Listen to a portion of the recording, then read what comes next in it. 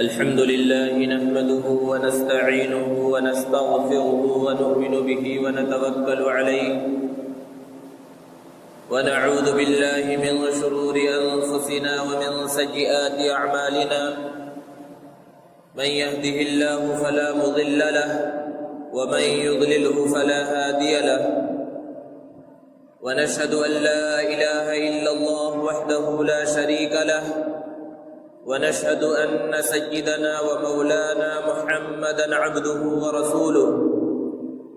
صلى الله تعالى عليه وعلى آله وأصحابه وبارك وسلم تسليما كثيرا أما بعد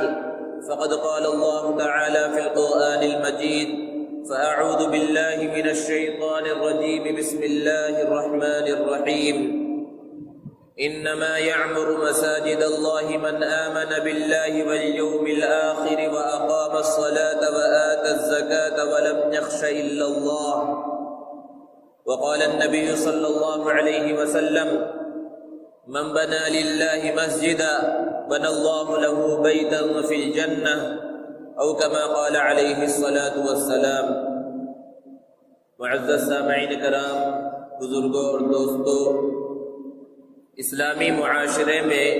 مسجد کو جو مقام حاصل ہے ہر مسلمان اس سے بہت اچھی طرح واقف ہے. نبی کریم صلی اللہ علیہ وسلم نے ارشاد فرمایا الصلاۃ عماد الدین، نماز دین کا ستون ہے، دین کی بنیاد ہے کہ جس طرح بنیاد کے بغیر کوئی عمارت قائم نہیں رہ سکتی، اسی طرح نماز کے بغیر دین کے دوسرے شعبے قائم اور باقی نہیں رہ سکتے. قرآن مجید میں مختلف مقامات پر نماز کا حکم دیا گیا، نماز کی تاکید کو بیان کیا گیا، نماز ادا نہ کرنے والوں پر سخت وعیدیں بھی بیان کی گئی ہیں. اور نبی کریم صلی اللہ علیہ وسلم نے ارشاد فرمایا اول ما یحاسب یوم القیامت الصلاۃ، کہ قیامت کے دن سب سے پہلے نماز کا سوال ہوگا. اگر نماز صحیح نکلی تو دوسرے اعمال بھی صحیح نکلیں گے، اور اگر نماز میں کمی اور کوتاہی رہ گئی تو دوسرے اعمال کے اندر بھی نقص اور کمی رہے گی. اور نماز وہی مقبول ہے مردوں کی جو مسجد میں آ کر جماعت کے ساتھ ادا کی جائے. مسجد میں جماعت کے ساتھ نماز کا ادا کرنا علماء نے بیان فرمایا یہ فرض عین ہے. اسی لیے نبی کریم صلی اللہ علیہ وسلم نے جماعت کی بہت فضیلت کو بیان کیا، اور جماعت کے ساتھ نماز ادا نہ کرنے والوں کے لیے سخت وعید بیان فرمائی. پیارے آقا صلی اللہ علیہ وسلم نے ایک مرتبہ اس خواہش کا اظہار کیا کہ میرا دل چاہتا ہے کہ میں ان لوگوں کے گھروں کو جا کر جلا دوں جو اذان ہونے کے بعد گھروں میں نماز ادا کر لیتے ہیں، مسجدوں کے اندر نہیں آتے. ایک نابینا صحابی نے اللہ کے رسول صلی اللہ علیہ وسلم سے سوال کیا اور کہا کہ میرا کوئی قائد نہیں ہے، یعنی کوئی ایسا شخص نہیں ہے جو مجھے مسجد تک پہنچا سکے، تو کیا مجھے اجازت ہے، رخصت ہے کہ میں اپنے گھر میں نماز ادا کر لوں؟ اللہ کے رسول صلی اللہ علیہ وسلم نے پہلے ارشاد فرمایا ہاں تمہیں اجازت ہے، تم اپنے گھر میں نماز ادا کر لو. لیکن پھر سوال کیا اللہ کے رسول صلی اللہ علیہ وسلم نے کیا تمہارے گھر تک مسجد کی اذان کی آواز آتی ہے؟ وہ نابینا صحابی تھے، انہوں نے جواب دیا ہاں مسجد کی اذان کی آواز آتی ہے. آپ صلی اللہ علیہ وسلم نے ارشاد فرمایا پھر تمہارے لیے رخصت نہیں ہے، تمہارے لیے مسجد آ کر فرض نماز ادا کرنا ضروری ہے. اور اللہ کے رسول صلی اللہ علیہ وسلم نے ایک حدیث کے اندر بیان فرمایا کہ سب سے بڑا ظلم اور سب سے بڑا کفر اور سب سے بڑا نفاق یہ ہے کہ ایک آدمی مؤذن کی اذان کی آواز کو سنے اور پھر اس کا جواب نہ دے، یعنی مسجد میں آ کر نماز کو ادا نہ کرے. یہ مقام اور مرتبہ ہے جماعت کے ساتھ نماز ادا کرنے کا، جس کو سرکار دو عالم صلی اللہ علیہ وسلم نے احادیث مبارکہ کے اندر بیان فرمایا ہے. تو مسجد کا مقام اور مرتبہ بہت ہی اعلیٰ ہے، بہت ہی بلند ہے، اور مساجد کی نسبت اللہ رب العزت نے خود اپنی جانب کی ہے. کسی چیز کی اہمیت اور عظمت اگر ہم جاننا چاہتے ہیں تو ہمیں یہ دیکھنا ہوگا کہ اس کی نسبت کس کی جانب ہے. مساجد کے مقام اور مرتبے کو جاننا ہے تو قرآن ہمیں بتلاتا ہے کہ اس کی نسبت خود اللہ نے اپنی جانب کی اور ارشاد فرمایا وَأَنَّ الْمَسَاجِدَ لِلَّهِ، یہ مسجدیں سب کی سب اللہ کی ہیں، یہ مساجد بیوت اللہ ہیں، شعائر اللہ ہے، یہ خیر و برکت کا ذریعہ ہیں۔ یہ مسجدوں کے ذریعے اتفاق اور اتحاد پیدا ہوتا ہے، اختلاف اور انتشار کا خاتمہ ہوتا ہے، فساد کا خاتمہ ہوتا ہے، اور جہاں مسجدیں نہ ہوں وہاں فساد کا جنم ہوتا ہے، وہاں اختلاف اور انتشار پیدا ہوتا ہے۔ مساجد کا اسلامی معاشرے میں بڑا مقام اور مرتبہ ہے، اور مسجد کی یہ اہمیت اور یہ عظمت ہے کہ مسلمان جس علاقے میں پہنچے، جہاں پر وہ گئے، انہوں نے وہاں پر اپنا گھر بنایا ہو یا نہ بنایا ہو، اپنی جائیداد انہوں نے بنائی ہو یا نہ بنائی ہو، انہوں نے وہاں مسجد ضرور تعمیر کی۔ مسلمانوں کی اور اس امت محمدیہ کی ایک خصوصیت یہ بیان کی گئی ہے کہ اس امت کے واسطے پوری روئے زمین مسجد ہے۔ مطلب یہ ہے کہ ایک مسلمان جہاں بھی نماز ادا کر لے اس کی نماز ادا ہو جائے گی۔ عام دوسرے مذاہب کی طرح کہ ان کے لیے عبادت کے لیے ان کے عبادت گاہ میں ہی جانا ضروری ہے، مسلمانوں کے لیے ایسا نہیں ہے۔ وہ اگر زمین پاک ہے، پاک سرزمین ہے، وہاں وہ سجدہ کر لے اس کی نماز ادا ہو جائے گی۔ لیکن جماعت کی نماز کا اپنا الگ مقام و مرتبہ ہے، اس لیے جہاں بھی مسلمان آباد ہوں وہاں پر مسجد کا ہونا ضروری ہے۔ تو مسلمان جس علاقے میں گئے انہوں نے مسجدیں تعمیر کی۔ کبھی آپ نے نہیں سنا ہوگا پوری اسلامی تاریخ کے اندر کہ مسلمانوں نے اپنی مسجدوں کو گرانے یا ڈھانے کا تصور تک کیا ہو۔ گرانا اور ڈھانا تو دور کی بات ہے، سوچا تک نہیں مسلمانوں نے۔ یہ مسلمانوں کی خصوصیت ہے، اور بعض علاقوں میں مسلمانوں نے ایسی شاندار تاریخی اور تعمیراتی اعتبار سے مسجدیں بنائی کہ وہ آج تک شاہکار کی حیثیت رکھتی ہیں، ان کی ایک بڑی تاریخ ہے۔ اور پیارے آقا صلی اللہ علیہ وسلم نے جب ہجرت کا سفر کیا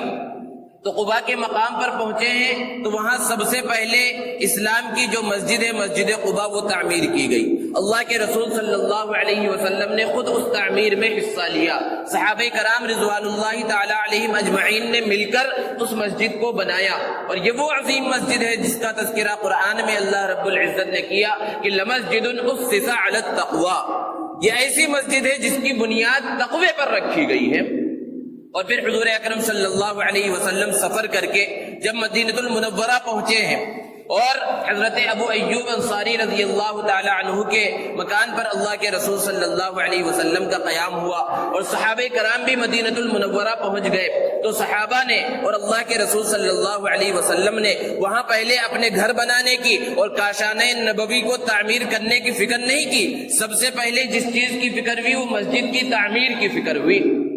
اللہ کے رسول صلی اللہ علیہ وسلم نے ایک جگہ کو دیکھا جو حضرت ابو ایوب انصاری رضی اللہ تعالی عنہ کے گھر کے سامنے تھا، وہاں پر کھجوریں سکھوائی جاتی تھی، خشک کی جاتی تھی۔ اللہ کے رسول صلی اللہ علیہ وسلم کو وہ زمین کا ٹکڑا پسند آیا اور آپ نے ارادہ کیا کہ یہاں پر مسجد نبوی تعمیر کی جائے۔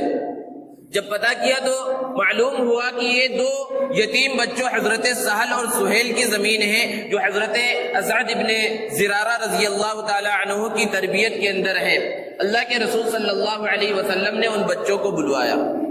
اور ان سے بات کی اس زمین کو خریدنے کی۔ وہ دو معصوم یتیم بچے تھے، انہوں نے وہ زمین بغیر کسی قیمت کے اللہ کے رسول صلی اللہ علیہ وسلم کو دینا چاہا، اور اللہ کے رسول صلی اللہ علیہ وسلم کے سامنے عرض کیا کہ ہم مسجد کے لیے ہدیتاً یہ زمین دیتے ہیں، لیکن اللہ کے رسول صلی اللہ علیہ وسلم نے اس زمین کی قیمت ادا کی اور پھر اس زمین کو خریدا، اور وہاں مسجد نبوی کی مدینہ المنورہ میں تعمیر ہو رہی ہے۔ اور کس انداز میں تعمیر ہو رہی ہے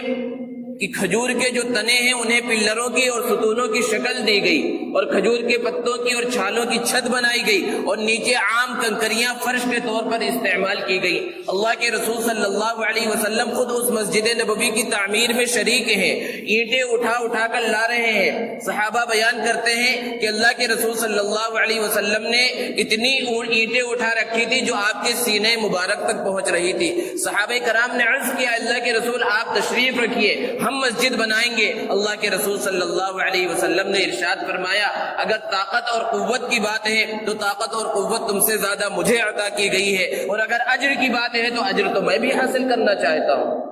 اس انداز میں مسجد نبوی کی تعمیر ہو رہی ہے، اور یہ مسجد نبوی وہ عظیم مسجد ہے، اس روئے زمین پر دوسرا مقام اور مرتبہ ہے اس کا۔ سب سے پہلا مقام و مرتبہ مسجد حرام کا ہے، جس کا تذکرہ اللہ رب العزت نے قرآن مجید میں کیا کہ ان اول بیت وضع للناس للذی ببکۃ مبارکا وہدی للعالمین۔ اس روئے زمین کی سب سے پہلی مسجد اور سب سے پہلے اللہ کا گھر وہ کعبۃ اللہ ہے۔ مساجد کا یہ مقام اور یہ مرتبہ ہے کہ اگر یہ کہا جائے کہ اس روئے زمین کا آغاز ہی اللہ کے گھر کے ذریعے ہوا تو غلط نہ ہوگا۔ بعض روایتوں کے اندر ہے کہ جب یہ زمین بنائی نہیں گئی تھی تو وہ مقام جہاں پر کعبۃ اللہ ہے وہاں پر پانی کے اندر بلبلے کی ایک شکل تھی، اللہ تبارک و تعالیٰ نے وہیں سے زمین کو پھیلا دیا، زمین کو بچھا دیا، تو یہ کہا جا سکتا ہے کہ اس زمین کا آغاز بھی اللہ کے گھر کے ذریعے ہوا ہے۔ اور پھر جب کل قیامت قائم ہوگی، حشر کا میدان ہوگا، اولین اور آخرین کا اجتماع ہوگا، حضرت آدم علیہ السلام سے لے کر آخری انسان تک وہاں سب کے سب موجود ہوں گے، اور اس سے پہلے سور پھونکا جا چکا ہوگا، یہ زمین اور یہ آسمان تباہ کیے جا چکے ہوں گے، تو اللہ رب العزت دنیا بھر کے اندر جو لاکھوں کروڑوں مسجدیں اس زمانے تک رہیں گی، ان مساجد کی زمین کو تباہ و برباد نہیں کریں گے، ان مساجد کی زمین کو کعبۃ اللہ کی زمین کے ساتھ ملا دیا جائے گا اور اس کو وہاں پر رکھا جائے گا۔ روایتوں کے اندر یہ موجود ہے۔ اس سے مسجد کی اہمیت اور فضیلت کا پتہ چلتا ہے کہ مساجد کا یہ مقام اور یہ مرتبہ ہے۔ مسلمانوں کی ایک تاریخ ہے کہ ہر علاقے کے اندر وہ مسجدوں سے بہت زیادہ محبت کرتے ہیں، مسجد سے ان کا ایک گہرا تعلق اور لگاؤ ہوتا ہے۔ اس سلسلے میں ایک بہت ہی عبرت انگیز واقعہ حضرت مفتی تقی عثمانی صاحب دامت برکاتہم نے بیان کیا۔ وہ فرماتے ہیں کہ میں جنوبی افریقہ گیا، جنوبی افریقہ کا ایک شہر ہے کیپ ٹاؤن، وہاں کے اندر مسلمانوں کی ایک بہت بڑی تعداد آباد ہے، لیکن وہاں جو مسلمان ہیں وہ وہاں کے مقامی مسلمان نہیں ہیں بلکہ ملیشیا کے رہنے والے مسلمان ہیں۔ انگریزوں نے جس طرح ہندوستان کے اوپر قبضہ کیا اور یہاں کے لوگوں کو اپنا غلام بنایا، اسی طرح انہوں نے اس زمانے میں دنیا کے مختلف علاقوں کے اوپر قبضہ کیا۔ ملیشیا کے اوپر بھی انہوں نے حملہ کیا، وہاں کے مسلمانوں نے انگریزوں کا مقابلہ کیا، لیکن چونکہ انگریزوں کے پاس طاقت بہت زیادہ تھی اور مسلمان کم تعداد میں تھے، اس لیے انگریز وہاں پر فاتح ہو گئے، اور جب انہوں نے فتح حاصل کی ملیشیا کے اوپر تو وہاں کے مسلمانوں کے ایک بہت بڑے حصے کو انہوں نے قید کیا، اپنا غلام بنایا اور زنجیروں میں جکڑ کر ان کے پیروں میں بیڑیاں ڈال کر انہیں جنوبی افریقہ کے شہر کیپ ٹاؤن لے گئے۔ وہ انگریز اور وہ مغربی ممالک جو آج انسانی حقوق کی اور ہیومن رائٹس کی بہت زیادہ بات کرتے ہیں، انہیں خود دیکھنا چاہیے کہ جب انہوں نے ایک علاقے کو فتح کیا اور وہاں کے لوگوں کو اپنا غلام بنایا تو زنجیروں میں جکڑ دیا، پیروں میں بیڑیاں ڈال دی، اور ان کو ان کے عقیدے کے مطابق عبادت کرنے کی اجازت نہیں دی، مسلمانوں کو نماز پڑھنے نہیں دیا جاتا تھا، یہاں تک کہ اگر کوئی چھپ کر کہیں پر نماز ادا کرتا اور بعد میں پتہ چلتا تو اس کے اوپر کوڑے برسائے جاتے تھے۔ دن بھر بیڑیوں کے اندر ان سے مزدوری کرائی جاتی اور شام میں ان کی بیڑیاں کھول دی جاتی تاکہ اپنے بیرکوں میں جائیں اور لیٹ جائیں اور آرام کریں۔ لیکن یہ جو مسلمان تھے ایک بڑی تعداد کے اندر، جب شام میں ان کی بیڑیاں کھول دی جاتی تو وہ اپنے بیرکوں میں جانے کے بجائے قریب کے پہاڑی کے علاقے میں چلے جاتے اور سب کے سب صبح سے لے کر شام تک جتنی نمازیں چھوٹی ہوئی ہوتی وہ جماعت کے ساتھ وہاں پر ادا کرتے۔ اتفاق ایسا ہوا کہ وہاں پر ایک دوسری قوم نے، ڈچ قوم نے حملہ کر دیا کیپ ٹاؤن کے اوپر۔ انگریز جو جانتے تھے مسلمانوں کے بارے میں کہ یہ بڑے بہادر ہیں، بڑے جنگجو ہیں، مسلمانوں کے پاس آئے اور انہوں نے کہا کہ ایک فوج نے یہاں پر حملہ کر دیا ہے، ہم چاہتے ہیں کہ تم آگے رہ کر ان کا مقابلہ کرو۔ مسلمانوں نے جو وہاں پر غلامی کی زندگی گزار رہے تھے انہوں نے کہا کہ ہم کیوں مقابلہ کریں، آج تم ہمارے اوپر حکومت کر رہے ہو، ہم تمہارے غلام ہیں، اگر کل کو وہ جیت گئے تو وہ ہمارے آقا بن جائیں گے، ہم ان کے غلام رہیں گے، ہماری زندگیوں میں تو کوئی تبدیلی نہیں آئے گی، لیکن ایک شرط کے اوپر ہم ان سے مقابلہ کرنے کے لیے تیار ہیں اور اگر اللہ نے چاہا تو ہم انہیں شکست بھی دیں گے۔ انگریز نے پوچھا کہ وہ شرط کیا ہے؟ ایسے موقع پر وہ کوئی سی بھی شرط رکھ سکتے تھے، وہ چاہتے تو اپنے لیے آزادی کا پروانہ مانگ سکتے تھے، چاہتے تو اپنے لیے وہ قیمتی گھر مانگ سکتے تھے، اور بھی کوئی چیز مانگ سکتے تھے، لیکن تاریخ کے اندر یہ بات موجود ہے کہ انہوں نے جو شرط رکھی یہ رکھی کہ اگر ہم نے اس قوم کو، جو قوم آ رہی ہے آپ پر حملہ کرنے کے واسطے، اگر ہم نے اس کو شکست دے دی تو ہمیں اس کیپ ٹاؤن شہر کے اندر ایک مسجد تعمیر کرنے کی اجازت دی جائے۔ اور پھر انہوں نے بڑی بہادری کے ساتھ مقابلہ کیا اور جو فوج آ رہی تھی اس کو شکست دے دی، اور انگریزوں کے سامنے انہوں نے پھر یہ بات رکھی کہ آپ اپنے وعدے کو اور شرط کو پورا کریں، تو انہوں نے مسجد بنانے کی اجازت دی، اور جنوبی افریقہ کے شہر کیپ ٹاؤن کے اندر پہلی مسجد بن رہی ہے، مسلمان مسجد بنا رہے ہیں اور سب کے سب غلام ہیں، ان کے پاس وسائل اور سرمایہ کچھ بھی نہیں ہے، قسم کرسی کی حالت میں اللہ کے گھر کو بنا رہے ہیں، ان کے پاس قبلے کا صحیح رخ معلوم کرنے کے واسطے کوئی آلہ تک نہیں تھا، اس لیے جب انہوں نے اندازے سے مسجد بنائی تو قبلے سے 20-25 ڈگری ہٹی ہوئی تھی، آج اس مسجد کے اندر صفیں ٹیڑھی کر کے بنائی جاتی ہے۔ دوستو یہ مسلمانوں کی تاریخ رہی ہے، مسلمانوں کا مسجدوں کے ساتھ اتنا گہرا تعلق ہر زمانے میں ہر علاقے کے اندر رہا ہے کہ وہ جس علاقے میں پہنچے، جہاں کہیں انہوں نے قدم رکھا، سب سے پہلے اللہ کے گھر کو بنایا، مسجد کی انہوں نے تعمیر کی۔ اس مساجد کے اندر جو فضیلت ہے، سب سے بڑی فضیلت وہ مسجد حرام کی ہے کہ وہاں اگر انسان ایک نماز ادا کرے تو 1,00,000 نمازوں کا ثواب ملتا ہے۔ پھر مسجد نبوی کی فضیلت ہے، پھر مسجد اقصی کی فضیلت ہے، اسی طرح اللہ کے رسول صلی اللہ علیہ وسلم نے مسجد قباء کی فضیلت کو بھی بیان کیا۔ روایتوں کے اندر ہے کہ پیارے آقا صلی اللہ علیہ وسلم مدینہ المنورہ سے مسجد قباء پیدل بھی جایا کرتے تھے، سوار بھی جایا کرتے تھے، اور ایک حدیث میں اللہ کے رسول صلی اللہ علیہ وسلم نے ارشاد فرمایا کہ جو مسجد قباء کے اندر ایک وقت کی نماز ادا کرے، ایک عمرے کے برابر اسے ثواب ملتا ہے۔ یہ مقام اور یہ مرتبہ ہے۔ اس کے علاوہ ان 4 مسجدوں کے علاوہ دنیا کی جتنی مسجدیں ہیں سب کی فضائل برابر ہیں، کسی کو کسی پر فضیلت نہیں ہے۔ اللہ تبارک و تعالیٰ نے تو یوں تو ہر چیز میں ایک کو دوسرے پر فضیلت دی، لیکن مسجدوں کے اعتبار سے بس انہی 4 مسجدوں کی فضیلت کو بیان کیا گیا ہے، اس کے علاوہ کسی مسجد کی کوئی خاص فضیلت نہیں ہے۔ ہر مسجد اللہ کا گھر ہے اور ہر مسجد کی فضیلت ہے۔ دوستو مساجد کے اندر آنے والوں کے لیے اللہ کے رسول صلی اللہ علیہ وسلم نے بڑے فضائل بیان کیے ہیں۔ ایک حدیث میں اللہ کے رسول صلی اللہ علیہ وسلم نے ارشاد فرمایا کہ جو مسجد کے اندر آتا ہے تو اس کے ایک ایک قدم کے بدلے میں اللہ تبارک و تعالیٰ اس کی ایک غلطی کو معاف کرتے ہیں، ایک گناہ کو معاف کرتے ہیں اور اسے ایک نیکی عطا فرماتے ہیں۔ اسی طرح ایک حدیث میں اللہ کے رسول صلی اللہ علیہ وسلم نے ارشاد فرمایا جو جتنی دور سے چل کر آتا ہے اسے اتنا زیادہ ثواب اللہ تبارک و تعالیٰ عطا فرماتے ہیں۔ اسی طرح وہ لوگ جن کا دل مسجد کے اندر اٹکا رہتا ہے، لگا رہتا ہے، مسجد میں اٹکا رہنے اور لگا رہنے کا مطلب یہ ہے کہ اگرچہ وہ اپنے کام میں مشغول ہے لیکن دل و دماغ مسجد کی طرف ہے کہ کب اللہ رب العزت کی طرف سے بلاوا آئے، کب مؤذن کی اذان مجھے سنائی دے اور میں مسجد جا کر اللہ رب العزت کے احکام کو پورا کروں، اللہ رب العزت کے مقرر کردہ اس فریضے کو پورا کروں۔ ایک حدیث میں اللہ کے رسول صلی اللہ علیہ وسلم نے ارشاد فرمایا کہ قیامت جب قائم ہوگی تو 7 لوگ ایسے ہوں گے جنہیں اللہ تبارک و تعالیٰ اپنے عرش کا سایہ عطا فرمائیں گے، اور اس دن اس عرش کے سائے کے علاوہ کوئی سایہ نہیں ہوگا۔ ان 7 لوگوں میں سے ایک وہ شخص بھی ہے جو مسجد کے اندر زیادہ وقت گزارتا ہے اور مسجد میں اس کا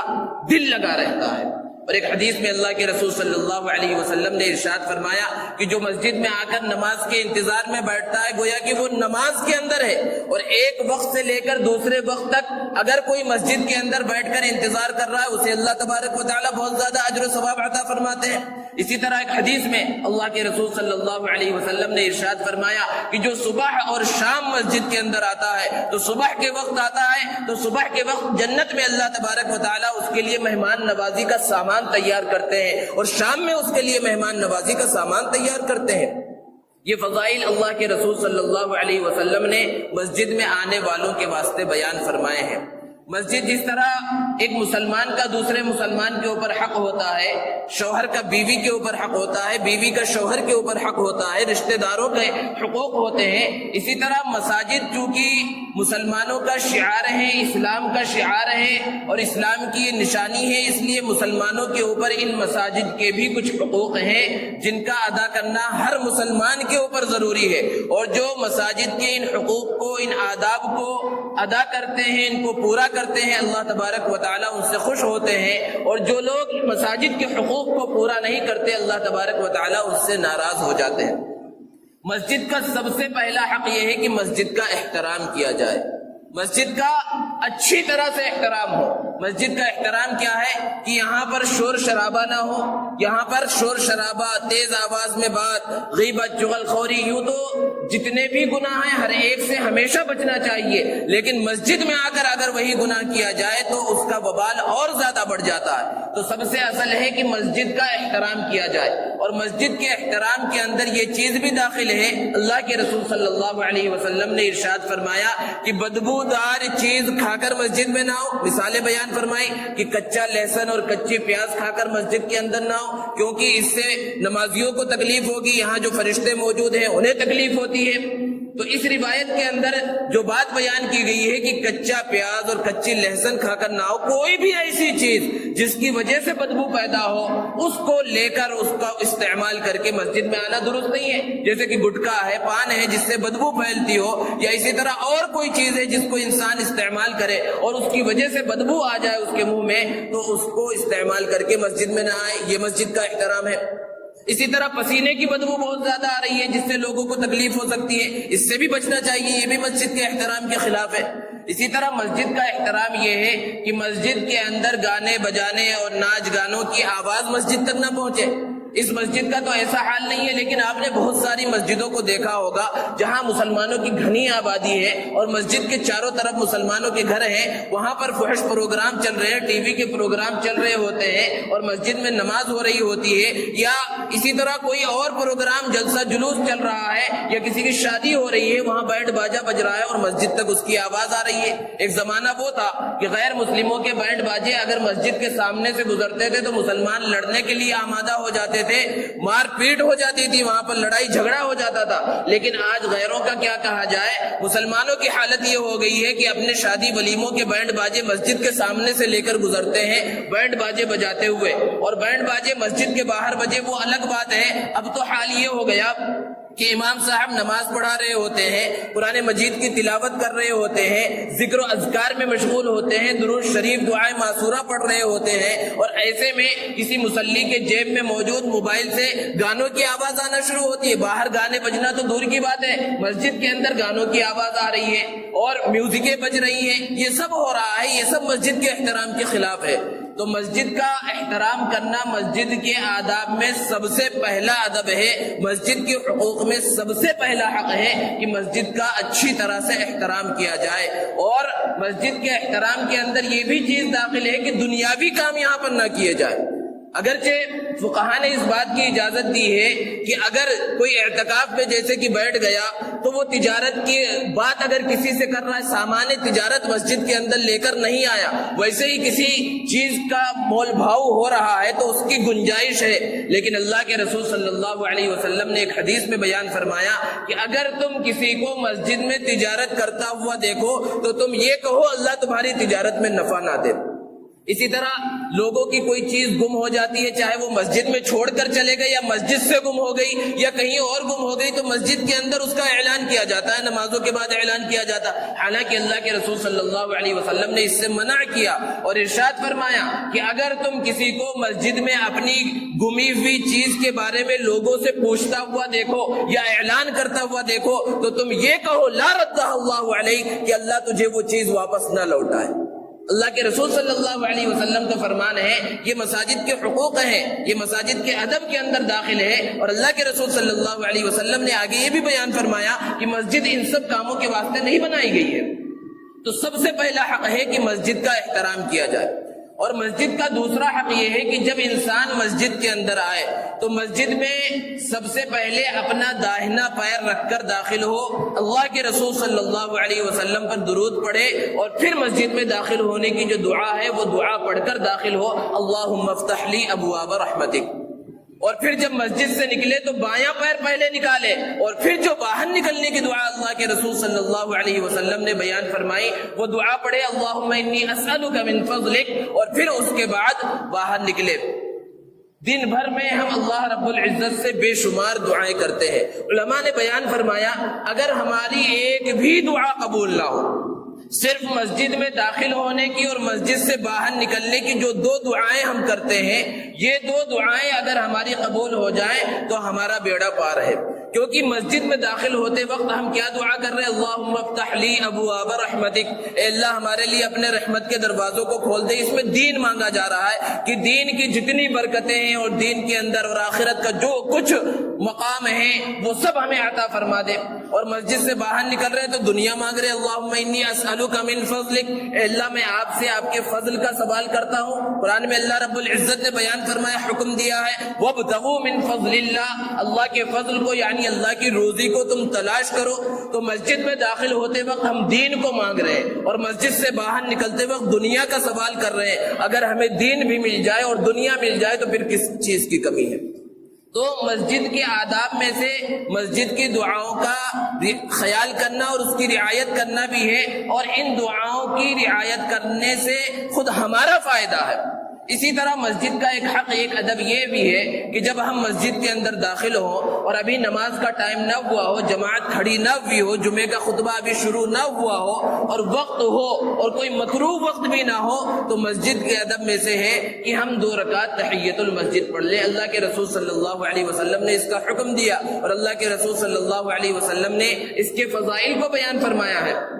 بڑے افسوس کی بات ہے کہ بہت سے مسلمان ہیں جو مساجد کی بہت سی چیزوں کو استعمال کرتے ہیں، وہ مساجد کے بیت الخلاء کو استعمال کرتے ہیں، مساجد کے وضو خانوں کو استعمال کرتے ہیں نماز کے اوقات میں کے علاوہ میں۔ اگر مسجد ایسی ہے، بڑی مسجد ہے جیسے کہ یہ مسجد ہے، اور نماز کے اوقات کے علاوہ بھی اگر مسجد کھلی رہتی ہے اور وہاں بیت الخلاء کو استعمال کرنے کی اجازت دی گئی ہے مساجد کے ذمہ داروں کی طرف سے، تو پھر جو لوگ استعمال کر رہے ہیں ان کی ذمہ داری کیا ہے یہ بھی دیکھنا چاہیے کہ اگر ہم مسجد کے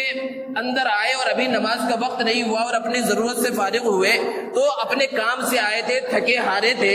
ضرورت سے فارغ ہوئے، بازو میں وضو خانہ موجود ہے، وضو سے فارغ ہو جائیں۔ جب ہم وضو کر لیں گے تو چاق و چوبند ہو جائیں گے، ہمارے اندر چستی پیدا ہو جائے گی، اور پھر مسجد میں آ کر 2 رکعت تحیۃ المسجد ادا کر لیں۔ اور علماء نے تو بیان فرمایا کہ 2 رکعت تحیۃ المسجد کے اندر ہی 2 رکعت تحیۃ الوضو کی بھی نیت کر لے تو 2 رکعت میں 4 رکعتوں کا ثواب ملے گا۔ اور تحیۃ الوضو کی کیا فضیلت ہے؟ اللہ کے رسول صلی اللہ علیہ وسلم نے حضرت بلال رضی اللہ تعالی عنہ سے ایک مرتبہ پوچھا، اے بلال، آخر تمہارا عمل کون سا عمل ہے خاص کہ میں نے جنت میں تمہارے قدموں کی آہٹ اپنے آگے آگے سنی ہے؟ حضرت بلال رضی اللہ تعالی عنہ نے ارشاد فرمایا، میرا تو کوئی خاص عمل نہیں ہے اللہ کے رسول، لیکن جب بھی میں وضو کرتا ہوں 2 رکعت تحیۃ الوضو پڑھ لیتا ہوں۔ تو تحیۃ الوضو کا یہ مقام اور یہ مرتبہ ہے۔ تو بہرحال مسجد کے آداب میں سے یہ بھی ہے کہ جب ہم مسجد کے اندر داخل ہوں اور اگر موقع ہو تو ہم 2 رکعت تحیۃ المسجد پڑھ لیں۔ اور عام طور پر یہ دیکھا جاتا ہے کہ لوگ آتے ہیں مسجد میں اور انہیں سنت پڑھنا ہوتا ہے یا تحیۃ المسجد پڑھنی بھی ہوتی ہے تو پہلے بیٹھ جاتے ہیں، پھر اس کے بعد کھڑے ہو کر پڑھتے ہیں۔ حالانکہ اللہ کے رسول صلی اللہ علیہ وسلم نے جو لفظ استعمال کیا تحیہ، اور تحیہ کس کو کہا جاتا ہے؟ پہلی ملاقات کو کہا جاتا ہے۔ پہلی ملاقات کے وقت جو کچھ کیا جائے اسے تحیہ کہا جاتا ہے۔ اگر ہم کسی سے ملاقات کرنے کے واسطے کسی کے گھر پہ جائیں تو ہم کیا کرتے ہیں؟ کھڑے کھڑے پہلے ملاقات کر لیتے۔ ایسا نہیں ہوتا کہ گئے اور پہلے آرام سے کرسی پر بیٹھ گئے، صوفے پر بیٹھ گئے اور پھر 10 منٹ کے بعد السلام علیکم کہہ رہے ہو، اس طرح نہیں ہوتا، بلکہ پہلے ہم ملاقات کرتے ہیں۔ اسی طرح اللہ کے رسول صلی اللہ علیہ وسلم نے بیان فرمایا کہ مسجد میں جب پہنچو تو بیٹھنے سے پہلے اگر کوئی بیٹھ رہا ہے تو کوئی گناہ کا کام نہیں ہے، لیکن جو فضیلت اس سے حاصل ہو رہی ہے بیٹھے بغیر اگر ادا کرے گا تو اس سے زیادہ مقام و مرتبہ اور فضیلت اسے حاصل ہوگی۔ اسی طرح مسجد کا ایک اور حق جو ہے وہ مسجد کی تعمیر میں مالن بھی حصہ لینا ہے اور عملاً بھی حصہ لینا ہے۔ عملاً حصہ لینے کا مطلب یہ ہے کہ ہم مسجد حرام کی تعمیر کو قرآن مجید کے اندر پڑھتے ہیں کہ حضرت ابراہیم اور حضرت اسماعیل علیہ السلام نے اپنے ہاتھوں سے اس مسجد کو تعمیر کیا۔ وہ چاہتے تو مزدور کو رکھ لیتے، مزدوروں سے اس مسجد کی تعمیر کرا لیتے، لیکن ایسا نہیں ہوا۔ مسجد قباء کی تعمیر کی گئی، اللہ کے رسول صلی اللہ علیہ وسلم نے صحابہ کے ساتھ مسجد کی تعمیر کی۔ مسجد نبوی کی تعمیر کی گئی، پہلی تعمیر اللہ کے رسول صلی اللہ علیہ وسلم نے صحابہ کرام کے ساتھ مل کر اس مسجد کی تعمیر کی۔ لیکن آج فن تعمیر کوئی آسان چیز نہیں رہی کہ اینٹ کے اوپر اینٹ رکھ دی جائے اور پھر اس کے بعد عمارت تیار ہو جائے گی، بلکہ تعمیر آج ایک فن بن چکا ہے، جو اس کے ماہر ہیں وہی وہ بنا سکتے ہیں۔ تو آج اس طرح عملاً حصہ لینا ممکن نہیں رہا، لیکن جب بھی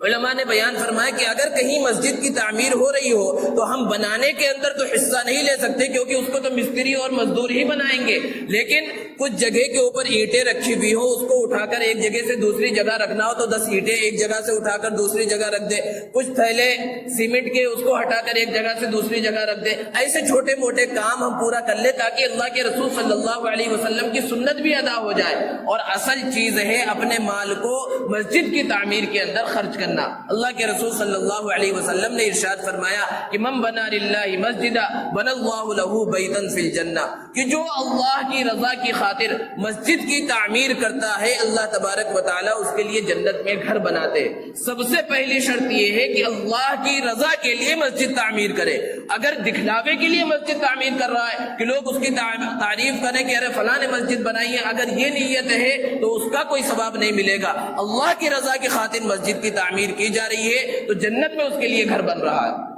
اور کوئی پوری مسجد بنائے تو بڑی اچھی بات ہے، بڑی مسجد عالی شان مسجد بنا دی تو بہت اچھی بات ہے، لیکن اگر کسی کی اتنی استطاعت نہیں ہے تو جتنا بھی مسجد کی تعمیر میں حصہ لے گا اللہ تبارک و تعالیٰ کی ذات سے امید ہے اللہ تبارک و تعالیٰ اسے اس کے مطابق اجر و ثواب عطا فرمائیں گے۔ حضرت عثمان غنی رضی اللہ تعالی عنہ نے اپنے دور خلافت میں وہ مسجد نبوی جو اللہ کے رسول صلی اللہ علیہ وسلم کے زمانے میں تعمیر کی گئی تھی، اس مسجد نبوی کو منہدم کیا اور از سر نو پوری مسجد بنائی، اور مسجد کو بڑا بھی بنایا اور بڑی خوبصورت مسجد بنائی۔ چھتوں کے اوپر پہلے صرف جھوپڑی کی شکل تھی، اس کو ختم کیا اور لکڑی لگوائی اور وادی عقیق سے قیمتی پتھر منگوا کر تو اس میں نقش بنوا کر اللہ کے حضرت عثمان غنی رضی اللہ تعالی عنہ نے ستونوں کی شکل میں اس کو استعمال کیا۔ بہت سے لوگوں نے اعتراض کیا کہ اللہ کے رسول صلی اللہ علیہ وسلم کے زمانے میں تو ایسا نہیں ہوا تھا، آپ نے کیوں اس طرح کیا؟ تو حضرت عثمان غنی رضی اللہ تعالی عنہ نے جواب دیا کہ جس زمانے میں پہلی مرتبہ مسجد نبوی کی تعمیر ہو رہی تھی تمہارے گھر معمولی تھے، لیکن آج فتوحات کا دور کھلا ہے، تمہارے گھر عالی شان بن گئے، کئی منزلہ بن گئے ہیں، اب اگر مسجد اسی طرح پرانی حالت میں رہے گی تو مسجد میں تمہارا دل نہیں لگے گا۔ تو جس طرح ہر زمانے میں ہر زمانے کے اعتبار سے مسجدیں تعمیر کی جائیں گی، اور تعمیر یہ عربی زبان کا لفظ ہے جس کے معنی ہے آباد کرنا، اور اصل آبادی کیا ہے کہ مسجد کی تعمیر ہو گئی، عمارت بن کر کھڑی ہو گئی، اب اس مسجد کو نمازوں کے ذریعے آباد کیا جائے۔ اگر مسجد بڑی سے بڑی بن گئی، عالی شان بن گئی اور مسجد آباد نہ ہوئی، ویران ہی رہ گئی،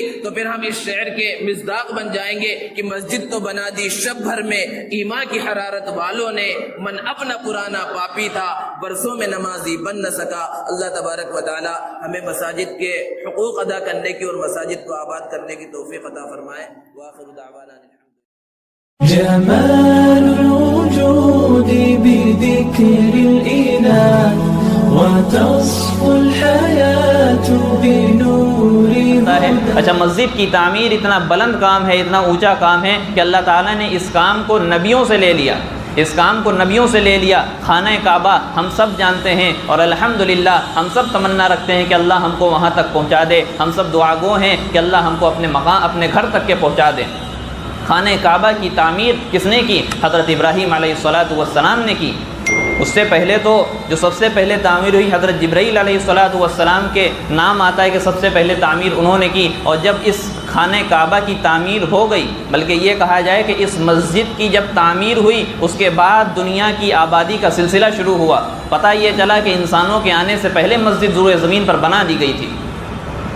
روئے زمین پر سب سے پہلی مسجد تھی، اس کے بعد انسان تھے، اس کے بعد جو ہے دنیا کی آبادی کا سلسلہ شروع ہوا۔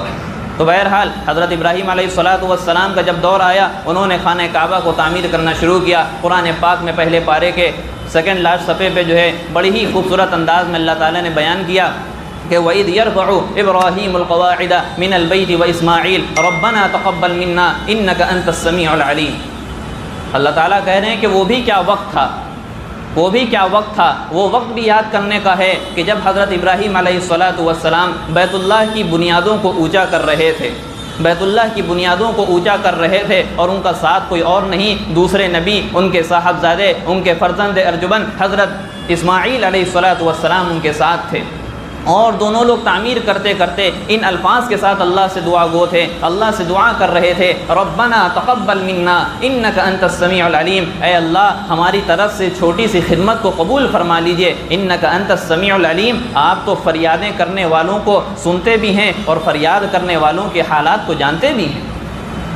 حضرت ابراہیم علیہ السلام نے مسجد بنوائی، اس کے بعد حضرت سلیمان علیہ السلام کا دور آیا، ان سے اللہ تعالیٰ نے مسجد اقصیٰ بنوائی، مسجد اقصیٰ بنوائی جس کو ہم قبلہ اول کہتے ہیں، جو آج جو ہے بدنصیبی سے یہودیوں کے قبضے میں ہے، اللہ تعالیٰ اس کو آزاد فرمائے، اللہ تعالیٰ اس کو آزاد فرمائے۔ تو حضرت سلیمان علیہ السلام کے ہاتھوں سے مسجد اقصیٰ کی تعمیر کروائی، اور سب سے بڑھ کر کے تمام انبیاء کے سردار اس دنیا کو بنانے کی وجہ، اس دنیا کو اور جنت اور دوزخ کو بنانے کی وجہ ہمارے اور آپ کے آقا امام الانبیاء شافع محشر ساقی کوثر جناب محمد الرسول اللہ صلی اللہ علیہ وسلم کی جب بعثت ہوئی اور ان کو جب جو ہے ہجرت کرنے کا حکم دیا گیا، اور مکے سے جب مکہ کو چھوڑ کر کے جب مدینے گئے ہیں تو سب سے پہلے جا کر کے کیا کام کیا؟ مسجد نبوی کی بنیاد رکھی، اور صرف بنیاد رکھ کر کے پیچھے نہیں ہٹ گئے، بنیاد رکھنے کے بعد اس میں لگے رہے، صحابہ کے ساتھ اینٹیں اٹھواتے تھے، گارا بنواتے تھے، اور لوگوں کی صحابہ کرام کی مدد کرتے تھے۔ صحابہ کہتے تھے آپ رہنے دیجئے، ہم اس مسجد کی تعمیر کے لیے کافی ہیں، لیکن اللہ کے رسول صلی اللہ علیہ وسلم کا جملہ کیا ہی خوبصورت جملہ ہے۔ اللہ کے رسول نے کہا کہ جس طریقے سے تم محتاج ہو اجر کے، اسی طریقے سے میں بھی اللہ کے اجر کا محتاج ہوں، اسی طریقے سے میں بھی اللہ کے اجر کا محتاج ہوں۔ حدیث پاک میں رسول پاک علیہ السلام نے فرمایا، غالباً بخاری مسلم کی روایت ہے کہ من بنا للہ بیتن بنا اللہ لہ بیتن فی الجنہ، کہ جو شخص اللہ کے لیے حلال کمائی سے ایک گھر بنوا دیتا ہے تو اللہ تعالیٰ اس کے لیے جنت میں گھر بنا دیتے ہیں، اس کے لیے جنت میں گھر بنا دیتے ہیں۔ اس حدیث کے تعلق سے ایک واقعہ